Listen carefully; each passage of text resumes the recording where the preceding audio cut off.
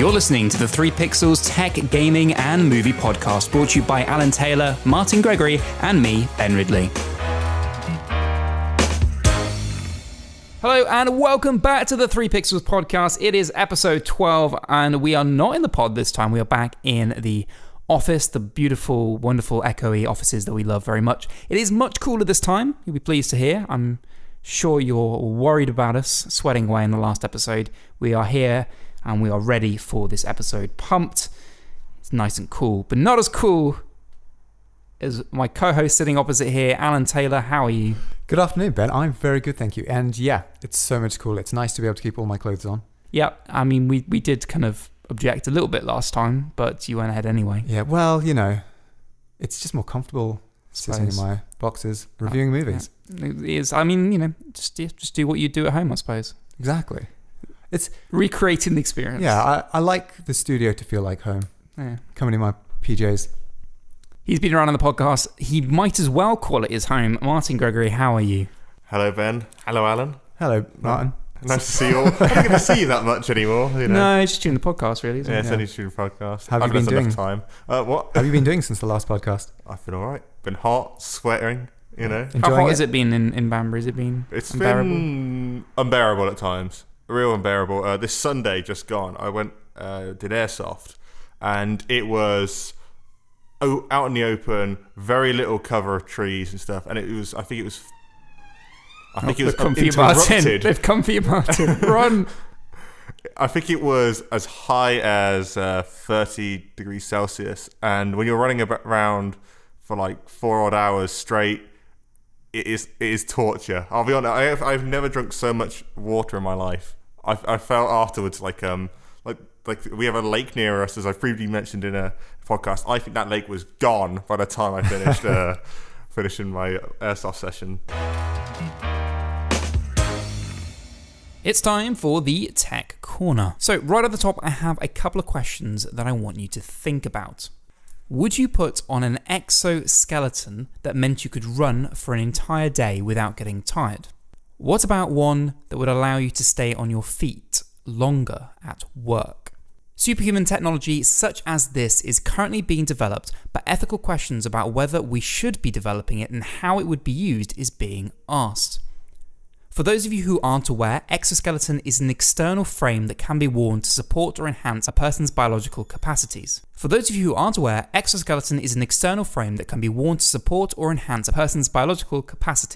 It is powered by electric motors, giving limbs extra movement, strength, and endurance. However, this technology can go beyond just limbs. PhD student Tyler Kleitz of Massachusetts Institute of Tech talks about using a technique they call neuro-embodied design, finding ways of extending the human nervous system into the synthetic world and vice versa. Devices on a treadmill measure how much force is used when people walk or run, helping map exactly how people move their joints and muscles. This data then helps them design a system to help people move more efficiently. The aim of the students is to push the boundaries of technology beyond what our current bodies will allow. They refer to Professor Hugh Herr, who runs the lab, as their fearless leader. The exoskeletons they want to create would not only allow someone to run through the woods at 20 miles per hour all day, but to also help nurses and waiters stay on their feet without getting tired. To achieve this, the aim is to have the technology contained within high-performance clothing. Professor Neil Sharkey of the Foundation of Responsible Robotics, yes, that exists, is a little worried about this culture, thinking it will lead to humans working for longer hours and increasing the risk of mental fatigue. He said in an interview, "You could have exoskeletons on building sites that would help people not get so physically tired, but working longer would make you mentally tired, and we don't have a means of stopping that. We design these systems and then ask whether it might be misused. We need ethical design from the start, and I would design exoskeletons that switch themselves off after 6 hours." However, he doesn't want to limit the use of this technology, quoting, "We don't stop building cars because some people will drive drunk." So, when considering this topic, it is also important to mention the people that have benefited from this biotech already. Professor Herr, or as he calls himself, Bionic Man, has 2 robotic legs designed by his team following a mountain climbing accident. They work by having two artificial electrodes sensing signals from the brain before passing the data onto small embedded computers. Once this has been processed, it then translates into his intended movement patterns for the leg. Also, a Mr. Ewing had a similar accident and received a rebuild of his limb by surgeons, scientists and engineers assembled at MIT Team Cyborg. He said in the latest TED Talk, "I believe that the reach of neuro-embodied design will extend far beyond limb replacement and carry humanity into realms that will fundamentally redefine human potential." So we've talked about standalone robots helping society in past podcasts, but how do we feel about robotics and human biology combining? It's certainly a well-discussed topic in science fiction movies and video games, but how would humanity cope with this change? If everyone could be strong and powerful, what effect could this have on society? I know, I'm always bringing the easy questions to the podcast, but it could be one of the biggest changes we've yet to face. I'm gonna drop the mic. So going back to the first questions I asked you, we'll start with those, get them easy. You guys can answer at home. I'll hear you, don't you worry. Would you put on an exoskeleton suit that means you could run for an entire day without getting tired? Obviously. Okay. Without a doubt. At this moment in time in my life, why would I need to put an exoskeleton on? If you could. Okay. You work in a bar. You're on your feet most of the day. What if you could be on your feet longer without feeling fatigued? But okay, so this does go back to the article you said about mental fatigue. There is some sort of fatigue there, and I think people would abuse it. Definitely, I think more hours would be put on people, and more pressure would be put on people, because now that you can run faster, jump higher, and all this other sort of rubbish that's going to happen, they're going to expect you even more boundaries. Let's just say you work in a warehouse, and they give you the task of you've got to move 200 boxes by the end of the day, right? That's a normal 9 to 5 shift. Move 200 boxes from there onto the back of the truck. That's going to be increased to something like, now put 500 on there from 9 to 5. Oh wait, now you don't have to be so fatigued on your feet. It's now your hours are going to be 8 till 7. And we now want you to put 1,000 on there. I think people would abuse the system. And back to the original questions, if I could, would I have put one on? Still no. I always just think of the Iron Man scene where I think it was the one in Korea where the guy sort of turns too quick and it sort of snaps him in half, obviously inside the suit. And I feel like there's going to be a lot of problems plaguing this at first. I think maybe in another, like, when they become more established, definitely. But, like, right now, I have no real need for one. Well, obviously, the big testing ground would be the military. That's where this is going to be the biggest use, and that's a big rabbit hole to go down in its own right. So we're going to push that to the side, but I just want to give it an honourable mention. Yes. That is where a lot of this we tried and tested. So, generally technologies that make it in the military become to public use eventually. I mean, for instance, completely off topic, but you might not know this, and you can go and tell a friend that pizzas and fast food items that can quickly be reheated in microwaves, stuff like that, came from the military. And that's how we have them used. So popular things we use day to day, something that we accept as being normal, were originally something from science fiction, something you only saw in the military. So you said, Martin, that that you quote, it will be abused. I think and I 100%, abused. to begin with, it will. Until the first person suffers or the first person dies, then we'll have legislation come in. But I think what Ben's talking about is kind of the ideal world when, it's not happening, when the technology is there, it's not breaking on people. And I don't worry so much about the mental fatigue as I do. I think we can't underestimate the laziness of people. There will be people that will take this home and live in it, and we'll start getting, fatigue and bone frailty, muscle wastage, maybe obesity. I don't know, maybe they'll still need to fit in the exoskeleton. I don't know, but you know what I mean? Like, there are going to be medical problems with this that I think will need to be looked at.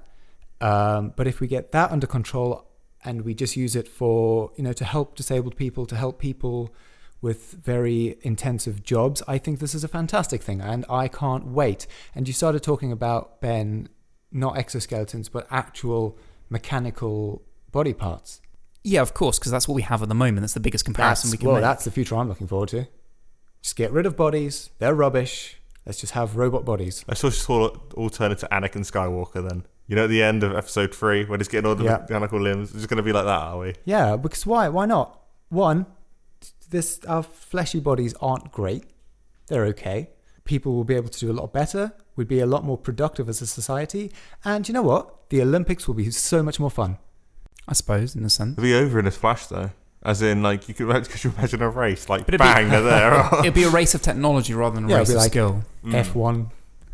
But isn't that what the Olympics is all about? It's about the human body pushing its limits, not with Exactly. technology. I mean, all right, there is the argument that it's the technology of the clothing they wear or the shoes they wear or, that kind of thing. All That's actually a science. very good point. I think that when this does come out, there's going to be a huge disparity between the wealthy being given all of this, and obviously the poor are not going to get access to this technology for a long time. And really, it's the poor that have the more intensive jobs. Yeah. It's There's the going to poor be this that have divide. the labour jobs. Yeah. Hospitals, firefighters, and police. I think it would make their jobs very much easier. And also, you did touch upon it. My thoughts were maybe obesity, as well as like your bones and your muscles sort of almost turn into jelly at times, because you're not really going to be using them, All right, you might be moving with it, but you're going to use very little energy. And I feel like, as great as it is, I'd like to know more about the health side before I can put full judgment upon this. Well, it's going to be a learning curve for everyone. I mean, it's going to be one of the biggest things we'll have to overcome. It is, I believe that it is what we're heading towards. We can't avoid this. This is kind of come in some way. The technology is growing quite fast, and there are people dedicated to developing this forward, and it is something that there is general use for and benefits for people. So anything that has benefits for people will be misused in other ways, and it will just take time for us to learn how to change what we do in order to combat that. Because, I mean, cross industries, things are going to have to change, you can't go through a metal detector in your plane, if you're wearing that, and, if you've got robot bodies and things like that, you can't check the security in the same way. It's going to be tougher. There can be a lot, that's just breaking the surface. There's going to be a lot of things that need to change. And, when you go to the hospital now these days, if an accident's happened, you were wearing one of these, now do you have to involve not only a doctor but someone who's an engineer who can understand how they work, and you're opening a whole can of worms. Everything's going to have to be rethought. You can't look quite everything the same way. Let's open it. Wow. Progress never happens if you keep the can closed. Who said that? Alan Taylor, Okay. 2018. I've heard He's saying it now. Oh, hang on, he's plagiarising people here. What would be the killer for you? What would be the dream killer? Like, My philosophy with technology, especially exciting technology like this, is that if it comes out and it doesn't work, we've not lost anything. It doesn't matter. it would depend. Well, unless it goes drastically wrong. Drastically wrong would be it being misused, Yeah. not it not working. If it was used for quote unquote good, and it did benefit people, I can definitely get on board with people who have not got limbs, or it could help people walk and improve people's quality of life, as well as saving lives. And I'm all for it. Anything to do with anything that could help people in need, or animals in need, or even environmentally, which is also another thing I haven't really too much touched on. Like, is this good for environment as well? I can definitely get behind this. Dog exoskeletons. No, not dog exoskeletons. But generally, I feel like I could be a complete hater of it. Let's just say I was. I'm not saying that I am. It wouldn't matter, because I feel like this is the way forward, as we've already previously mentioned. And I feel like by the time it gets down to the people who actually need it, I feel like there's going to be something else already there for the upper class already. Whether you like or not, we are likely going down this path, so brace for it. What harm can be done overall? I may eat those words, but what harm can be done overall? We'll see. And let us know what you think. Get in touch in the usual ways. Email, Twitter, Facebook, you know the ways. Let us know. Is this overall going to benefit humanity, or possibly plunge us into a darker abyss that we never saw coming? So yesterday I went to go see Leave No Trace. Have either of you seen this? I have not known. I have not even. Okay. So it's based on a novel, My Abandonment, directed and co-written by Deborah Granick. It's the story of a father, Will, and his 13-year-old daughter, Tom, who have been living in this vast urban woodland outside of Portland, Oregon. We learn that their day-to-day life consists of surviving off the forest, foraging, eating wild vegetation, feathering wood to start fires. It's portrayed as very Edenic, free, but they're still living with constant fear of being discovered because they're not actually allowed to be living there. Will drills Tom daily on how to hide, They camouflage themselves, they move and build camps regularly.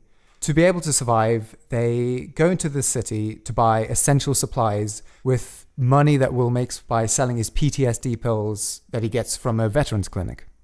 The opening to this movie really sells the premise. Clearly, a lot of research has been done.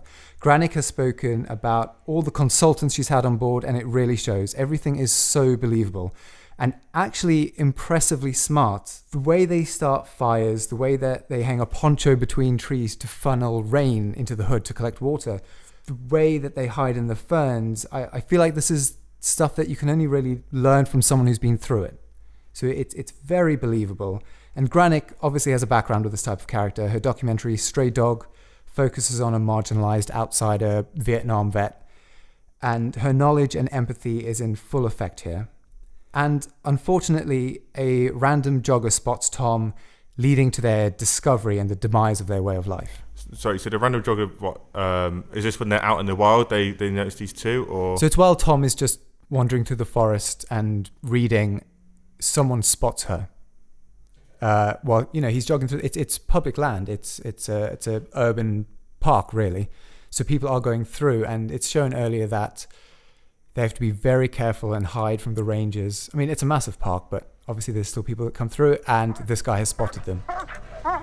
And they get caught. Good. Stand up. Hands on the back of your head.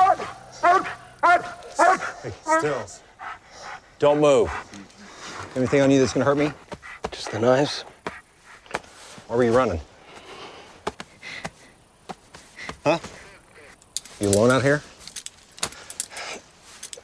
My daughters are with me. Tom, come out! Stand up. Dad? Cooperate. We haven't done anything wrong. Cooperate. We don't know who you are, what's going on. Let's go. Dad! From here we get to the central drive of the narrative. The pair are interrogated by social workers, but are actually found to be content. And Tom is thriving. She's actually smarter than a lot of kids her age because of Will's teachings. However, they can't live on public land, so they're moved to as isolated a community as they could find. But it's still too much. Will feels the claustrophobia of civilization, the oppression. He says that his only freedom now is his thoughts. We're frequently shown images of animals trapped in man-made cages, a horse behind iron bars in a stable, a rabbit in a hutch, bees in a wooden hive. And interestingly, actually, Tom is often shown opening these cages and interacting with the animals, but Will doesn't feel this freedom. He's desperate, reckless, and he takes Tom back to life on the run. And here a separation of the character's needs comes to the surface, which has been bubbling since the start. If I had to reduce this movie to a classification or a genre, I would say it's a coming-of-age story. The catalyst that starts the movie is Tom's curiosity, and near the opening, when Tom says, "I'm growing," Will replies, "I know," with fear. And as the movie progresses, it becomes about her learning that she isn't her dad. She is her own person, and we get this beautiful line, "What's wrong with you isn't what's wrong with me."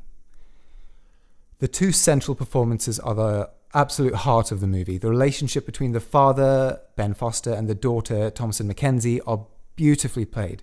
They're nuanced and they're natural, and importantly, to Granick's credit, it's all in the action. As a movie, it's very stripped bare.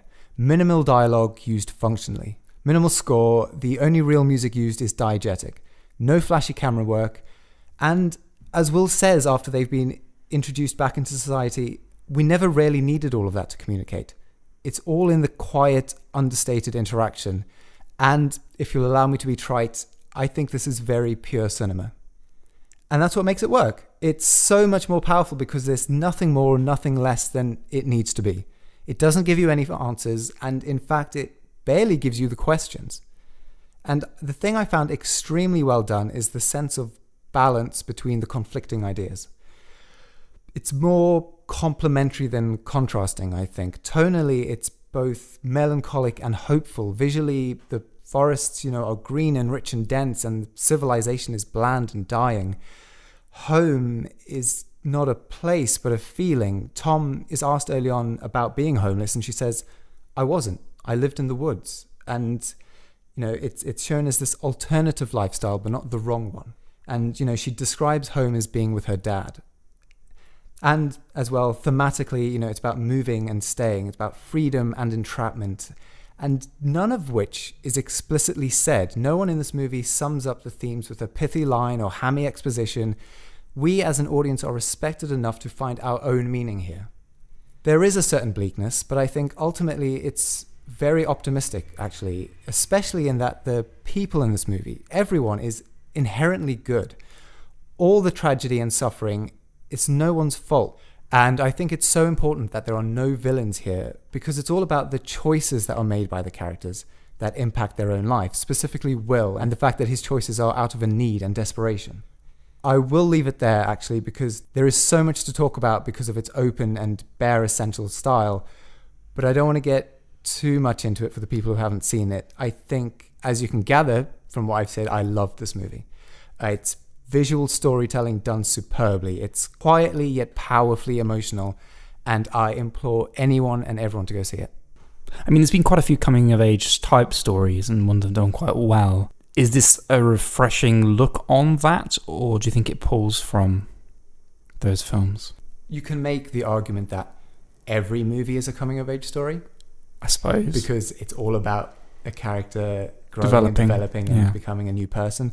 But classically, this is a coming-of-age story, but it is very refreshing. And like I say, it's the performances that sell it. And this relationship between the father and the daughter just feels so organic and natural, and not in the way that Lady Bird, it felt real because, the dialogue is stuff you've heard before. These two characters are very quiet. They don't talk to each other with words a lot. Like I say, it's all in the interaction. It's all in the in the movement and the way they behave towards each other. That just makes it feel so powerful. Okay, that's very interesting, because people are going to make those comparisons, I think, in some way to what they've seen recently. So is it a film for everyone, or do you think that I think everyone should go see this. Okay, everyone can get something out of this. You will get out of it as much as you invest into it. Okay. That's kind of the nature with, bare bones kind of movies. Sure. Is that it's on you to read into it. Yeah. So, sorry, you might have said this, but I think what I'm trying to wrap my head around here is, in the film, why do they go off grid? What is it? Was the intention for her to become? Well, okay, so I'm not going to say that, because not that it's a spoiler necessarily, but it gives you so much in the small details. Like I said, nothing is explicitly said. You kind of gather the information yourself from watching it. I don't want to sit here and tell you the whole... So it's an active film instead of a passive film then? Absolutely. You need to engage. Okay. And you said there's no full antagonist or anything like that, you said? No. No, everyone in this movie is like a good person. But the conflict is within them then? The conflict comes from two people figuring out that they want different things. He wants to keep running away. He wants to keep moving and staying away from civilization.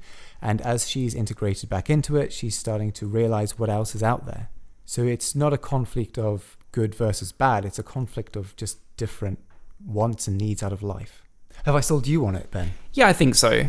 I'm probably not rushing to the cinema to go see it. It's not a summer blockbuster by any means, shape of imagination. So I think in the warm weather, when you want to be out and things like that, I think it's a good Sunday film to have on in the house. Sorry, without it. Say. No, it's just like, the family. Just sit around with the family and watch something. I don't know. I understand. No, it's not that kind of thing. I don't know. I was going to say, are you not offended by him saying it's a Sunday film, or are you like? No, I mean I don't think that's an insult. There are plenty of amazing movies that you can class as a Sunday movie. Usually period dramas. Yeah, that's that type. But I think maybe a bit more to it. This isn't that at all. There is a darkness to this. Okay. There is, like I said, it's ultimately optimistic, but things get severe. There is a pain to this movie. I mean, at the end of the day, it is about a man with suffering from, mental illnesses after being a veteran that's being marginalized by society. The But how does it present the mental illness aspect? Because it's quite a tricky thing to get right. Do you think it was told about in the right way? Was it trying to say a message about?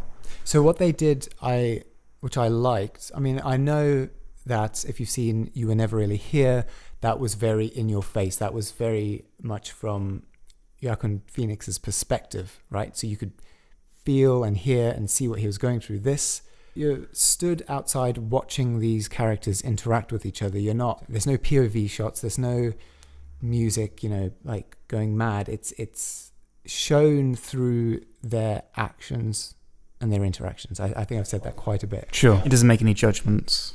Doesn't make any judgments, and it's not forced at you. It's a subtle, like he's trying to hide it from his daughter. Yeah. And in effect, he's trying to hide it from us. Sure.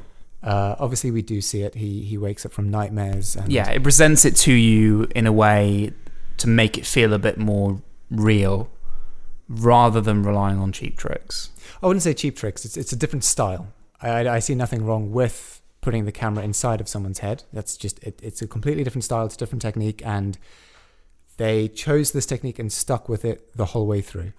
So if you get a chance to go see this, please do let me know what you think about it, and let me know what you got out of it.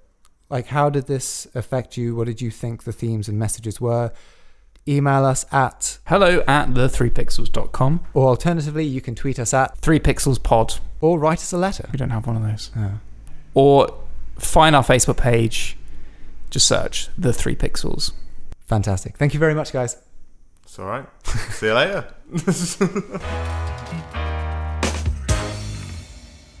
Okay, now it's time for the gaming news. Unfortunately, E3 was about a month ago now, and still we're in that sort of down period where not many games are being announced, nor is there too much gaming news that hasn't been reported to death. So, if you remember the first 1 or 2 episodes that I've done, I talked about games that we should all sort of look out for in 2018. I'm going to talk about some of them that I talked about, and ones that actually surprised me. These are either games I've played, or read reviews on, or seen other people play.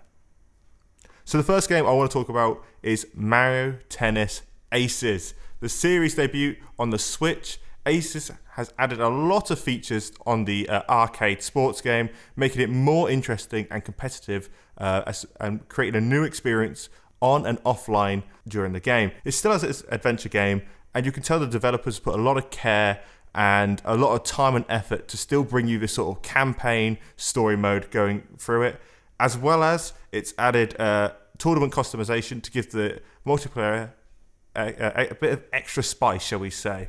Mario Tennis is an extremely fun arcade experience, colourful, dazzling, sort of what you're going to commonly come across in a lot of Mario games, and really it's got real high praises throughout through different reviews that I've looked at.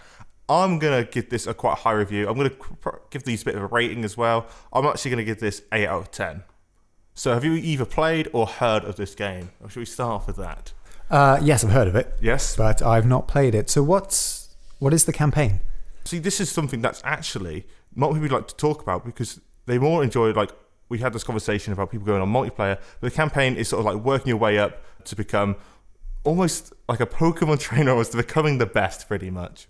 So it is arcade style. You keep playing different opponents until you get to the top. Yeah. Okay.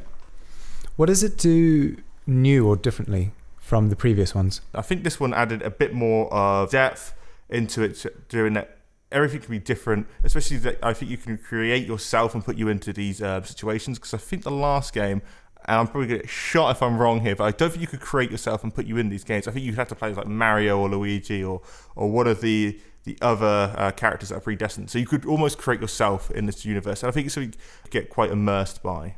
They're fun party games. Yeah, they're great party social games. Yeah. It reminds me of like the Mii tennis. Sorry, Yeah. You know, like when you're playing some Mii's playing tennis. And I think it's got a bit of a callback to that. It is definitely a family-friendly game, especially with the arcade versions, as well as they've added new shot types in there, like these, like almost like these ridiculous over-the-top animations and then blast at your opponent. It's got a bit more skill level into it as well. I was reading a review on IGN, and they said, things have to be more timed perfectly than ever before, because previous games you could just press, spam the block button, and sometimes it would block. So it's definitely got a bit more skill, especially people who have developed with these Mario Tennis games beforehand. So I think it's sort of done what sort of Zelda did, the Breath of the Wild, where clearly its audience has matured, so has the game, but still kept that sort of fun, cartoony, arcade feel to it. Wonderful. I will play it if I get the opportunity. I think many people will experience this game at parties with friends or through other people. Yeah. That's kind of generally how it'll go about. You'll probably experience it from a friend's version of Switch, and it'll be one of those games like Wii Sports. Yeah, where people go around your house play. I actually remember, talk about Wii Sports very quickly until I got on to the next one. I actually remember it was my friend's birthday. I can say names on here, can't I? I mean, it's up to you. Yeah, okay. So I went around my friend Ollie's birthday. I think it was his 14th, 15th, sort of that area. So he still had his Wii at this point. And there was a group of 8 of us. And we actually made our own little tournament. So there was you'd have a knockout round. So the first game was I think it was bowling. And then you go to the next round. I think it was tennis. And I think the last game was boxing, where it was a one-on-one. And I got knocked out straight away. I was so bad at bowling. Yeah. I mean, to be honest, it wasn't very much skill at all. It was, I don't know what was going on. You kind of flicked the remote in some direction and it seemed to make a different move. Well, at this point, I never actually owned a Wii at this point. So I've played very little of this game. And I was first with my friend Tom, I want to say. And he's got a Wii. And he played this game to death. And he was getting strikes every other shot. I was like, this is fun. Yeah. I mean, outside of the plastic instrument craze, Nintendo really has locked down the party social experience, in their consoles. Definitely. We're now going to talk about Detroit Become Human. And I talked about this game beforehand, and I said this was going to probably be Game of the Year, and it hasn't disappointed me just yet. So, Quantic Dream, they're famous for making Heavy Rain and Beyond Two Souls, and has continued to evolve its signature genre of cinematic branching adventures. And Detroit is certainly the best so far, in my opinion. Playing as 3 different android protagonists, your choices can take the narrative of androids going rogue in different decisions, leading on to several varied endings. Even if you lose fights, you don't pick up tasks, or even if you get killed, the story develops and evolves around your choices. And this is something that we haven't really seen from Until Dawn. And in fact, I actually have a quote right here off my cousin. So I quote, "The choices really do matter, usually in these games. I haven't seen anything like this before." My response was, "What about Until Dawn?"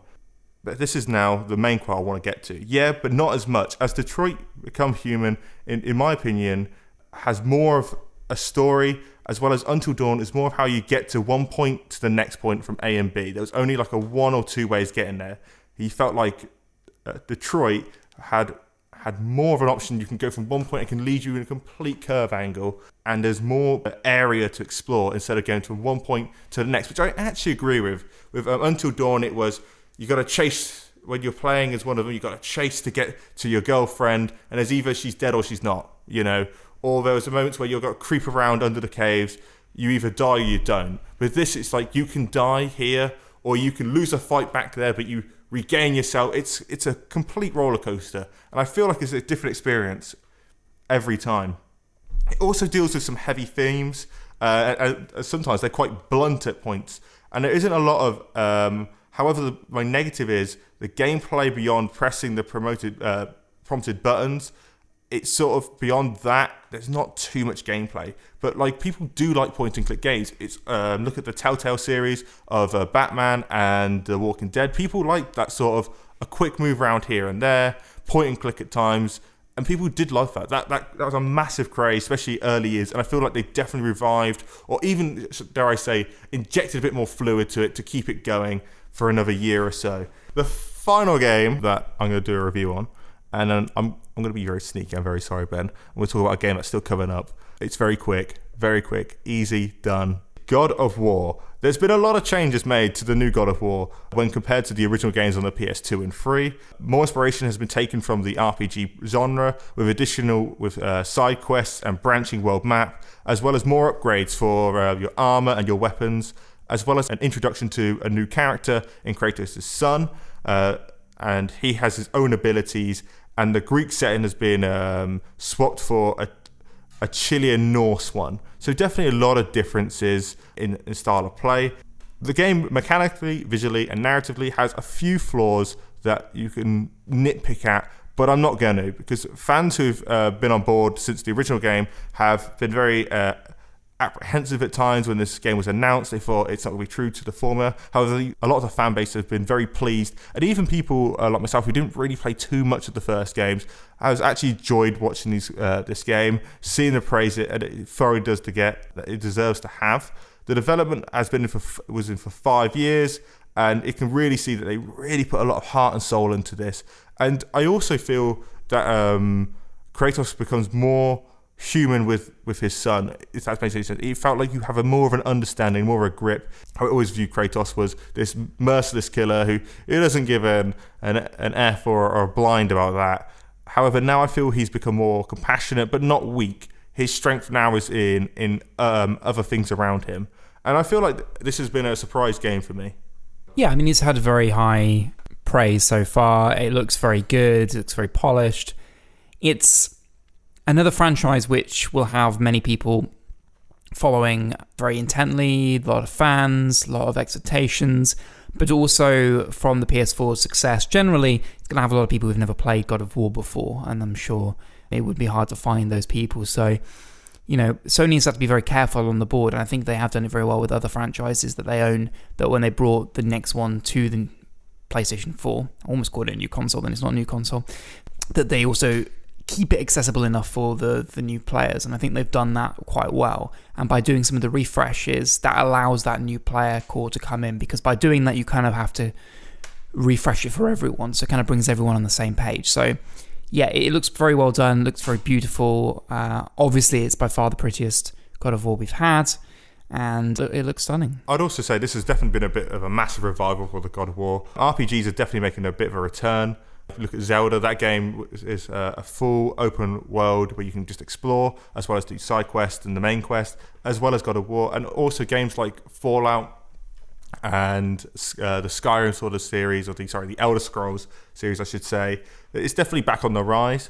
Allan, I know from previous conversations with you that you were actually quite enthused about this game. You thought it looked quite good and you were quite excited about it. You do play your fair share of RPG style games and you do enjoy them. We have a PS4 in the living room, obviously we share a flat. So would you be tempted to get this? Oh, yeah. Every time I walk past it, I'm very tempted to pick it up. And you're not a big fan of the franchise? So well, as in you I haven't have played little interest in playing any of the previous ones. I don't know. I don't. Maybe for the story alone, I don't fancy a hack and slash button mashy kind of game, which is really what it was. I mean, the story is the only thing that drew me to it before, but at the end of the day, it's just about an angry guy taking revenge. They've just added so much depth to the narrative. It's about something personal. From what I've heard, it's about something personal. The gameplay looks fantastic. It is very different gameplay. The camera's much closer in. It's like you said, it's an RPG, and stunning. I feel like they've stolen Naughty Dog's secret sauce and figuring out how to make this look so good. Yeah, it's a bit of a game to who can make the prettiest games to PS4 now. It's become a challenge in itself. Yeah, so yes, I absolutely am looking forward to.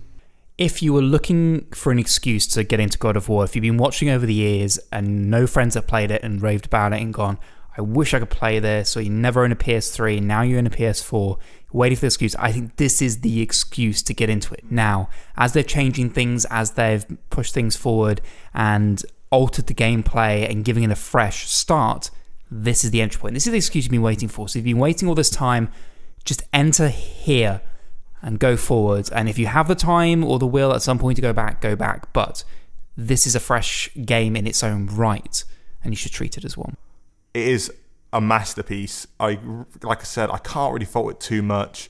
Really well received by its fan base, and also got people on board with the God of War. I'm going to have to give this a 9 out of 10. I've got to give it a high mark. I can never give a 10 out of 10 or anything, but I think a 9 is a solid statement, and I've got to remember to do this now afterwards. By the end of the year, I will make probably, and that'll definitely be somewhere in the top 5 by the end of the year. Still to one to watch out for is still Red Dead Redemption 2. I cannot wait for this game to come out, and that's in October. I know it's a while, but it'll be soon upon us. So that's the next game I'd say you guys have got to watch out for at the end of this year. There's other games I know, but that's the one that I really want to make a full episode on when it does get released. So if you're looking for a family game, you go and get Mario Tennis. If you're looking for a game that is going to have a little bit more thought, and maybe you want to dive in deep and really think about something, go to Detroit.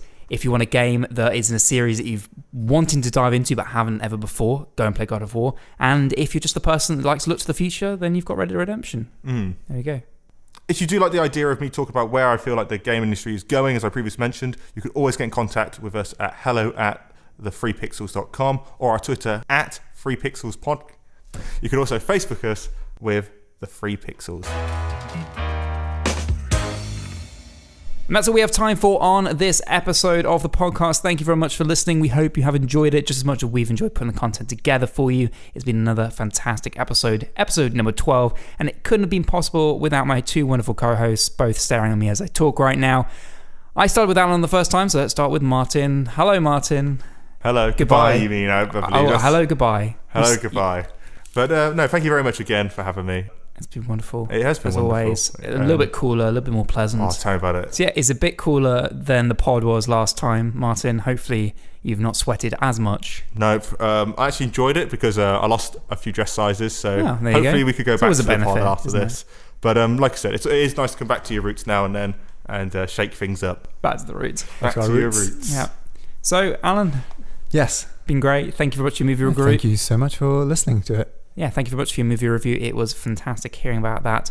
Definitely made me want to go and check it out, so I will 100% do so, and everyone else listening should do so. Really? I'll ask you about it next week. Yeah, you should ask me about it next week. On the podcast. Maybe. Don't hold me to that. Anyway, that's all we have time for. Thank you for listening. We'll see you guys on the next one. As always, adios. See you later. Bye. You've been listening to the 3 Pixels podcast, a production by Allan Taylor, music provided by Epidemic Sound, and exec produced by Abrupt Audio. With that, thank you for listening. We'll see you next time. Good night. I'm just saying, every film is now a superhero movie, it feels like. Like what? Oh. Like what? Like what? Oh, I don't know. Let me think. I think Black Panther came out this year, as well as I was going to say Infinity War then. Infinity War. There's probably going to be like Spider-Man 10 coming out soon, you know. Iron Man 62. It's just come out. Huh? And Ant-Man and Wasp, whatever it's it is. It's not out yet. Yeah, it is. If you're in the United States of America. Because the good old USA. In the United States have put middle finger up because you can't see it elsewhere. So yeah, they're everywhere. They are everywhere. Yeah. What so why don't you want to see something original and new? Huh? Why don't you want to see something original and new? It scares me. I find its lack of football managing disturbing. That's what it is. Yeah. To be fair, there is a lot of Football Manager in Marvel movies. Is there actually? Yeah, there is. Yeah. Iron Man plays it. They're always playing it. That's what's always on the screen. They're always playing just Football Manager. Yeah. Really? It looks like Never crazy tech stuff to you and me, Ben. But Martin can see what it is. Yeah, it's like, I wouldn't put that formation out, mate.